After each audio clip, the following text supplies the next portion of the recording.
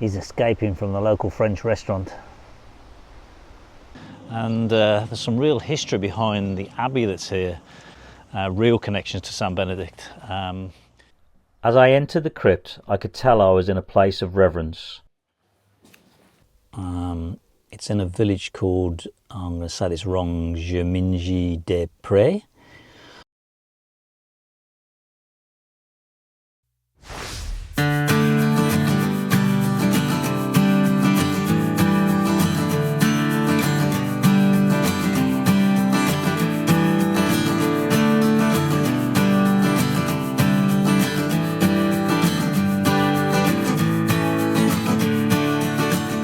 This is a great example of when you are the priority right. I'm approaching the junction, as you can see, and the car on the left pauses for me to let me go. I hesitate at first because I'm not quite sure what's going on, then realise I'm actually the priority right and he has to let me go first.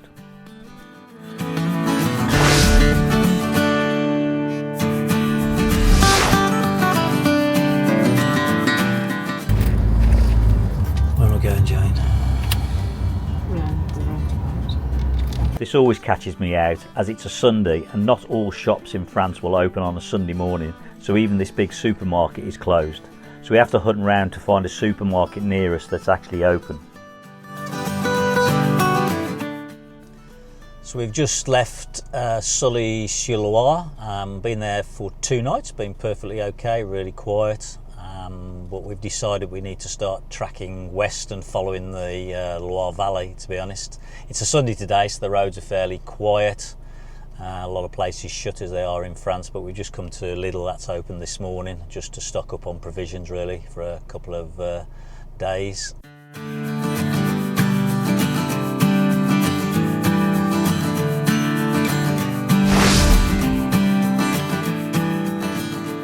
Harry's leisure battery is behaving itself. It's at 97% this morning, so after a couple of nights that's what I'd expect, sort of. So a bit of drive today, it'll probably get to 98-99%, so unlike the Polish trip, it's the changes we've made seem to be working quite well. The Bluetti's down, but we've used it a lot. We've used it a lot for obviously boiling kettles, but we also cooked on it the other night as well for a prolonged period. So that could do with being charged up a bit, so I might have to have the engine running for a while today just to do that, just to see if it can support us. Although I do think this trip, because the way we're going to be going down the Loire Valley in short stops, I think we'll be relying on LPG a bit more. So we've just come back through Saint-Benoît-sur-Loire. We actually passed it on the way through to Sully-sur-Loire the other day, and we didn't stop. We just parked up at the car park there. I believe you can actually stay in that car park overnight if you want. It's on park for night. There's no restrictions there. But I hadn't appreciated the history. I was looking last night just on Google Maps of where we might go and stop. And there's some real history behind the abbey that's here. It's parts of it are really old. Back, I think it's back 1870 or 870 or 860, 3 digits. I don't think I've been to a church that's 3 digits old. But there's also connections to Saint Benedict, real connections to Saint Benedict. Obviously one of the famous saints that you hear all over the world, to be perfectly honest. Standing by the Loire since the 7th century, Fleur Abbey isn't just a beautiful monument, it's one of Europe's most important Benedictine sites, famous for actually housing the relics of Saint Benedict himself. And we just happened to come up on it by chance, really. I don't know if we're going to be able to go in at the moment. I can hear organ playing, and there's probably, because it's Sunday, there's probably a church service going. We'll go around the outside to start off with. There's still scaffolding up at the moment as ongoing restoration, as you'd probably expect of a property like this.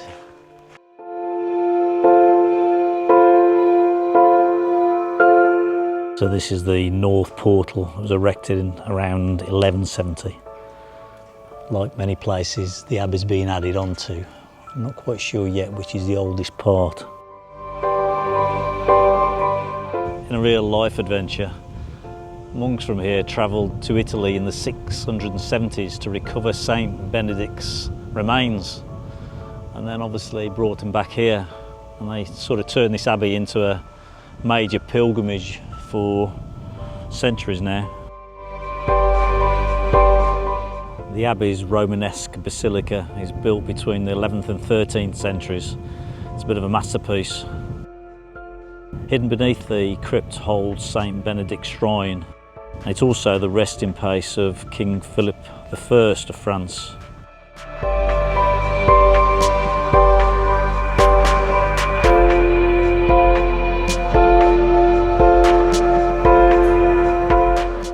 As I entered the crypt, I could tell I was in a place of reverence, and soon I was actually this close to the remains of this most famous saint.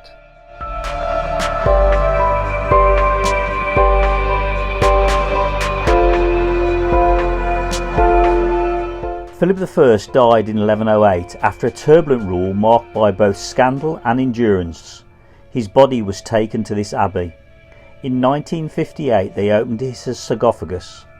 When the heavy stone lid was raised, they found his skeletal remains, his head resting on a cushion filled with flowers, and he was still draped in a red cape, its faded cloth clinging to the form it once honoured.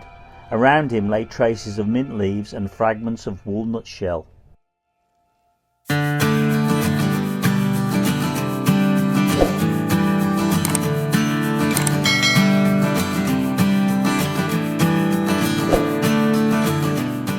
Short distance up the road and we're at another historical stop.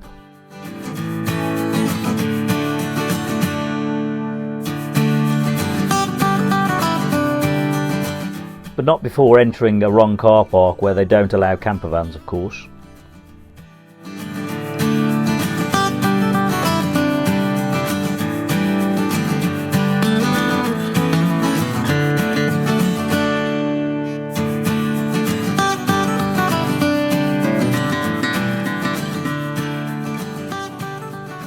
So not too far away from the abbey we've just been to, there's another old church here. It was built in 806. It's in a village called, I'm going to say this wrong, Gemingy-des-Prés.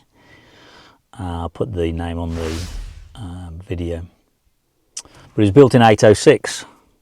It was built by a Theodulf, who was a close advisor to Charlemagne. Theodulf was originally from Spain, which explains the rare Visigothic horseshoe arches. So it's got a bit of a Spanish look to it, I guess, in reality.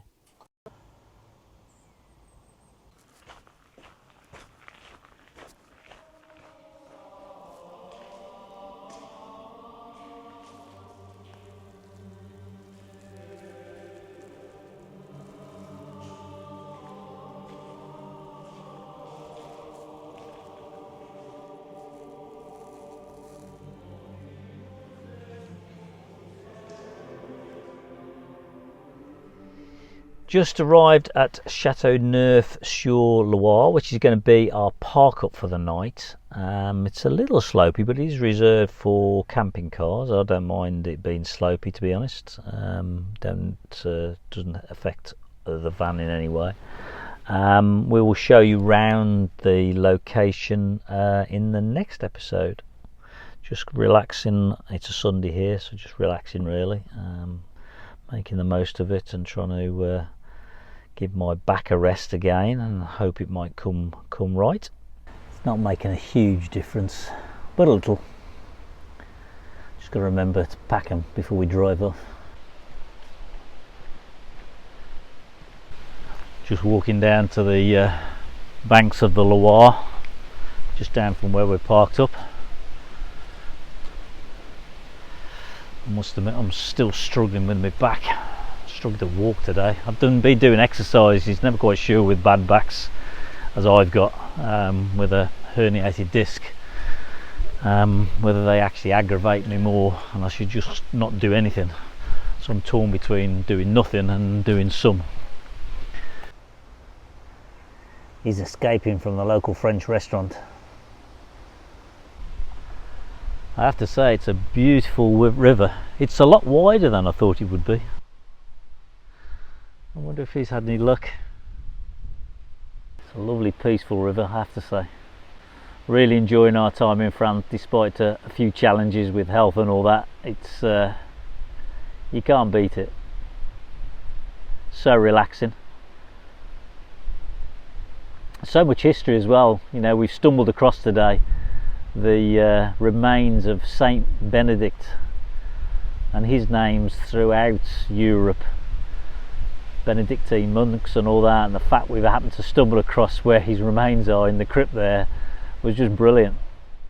If you've enjoyed the episode, please hit that like and subscribe and drop me a comment. And if you want to support me further, I also have a buy me a coffee link in the description. As mentioned in the video, I've also added links to the review of the Bluetti that we use, as well as the link to the episode in Poland where we had battery problems.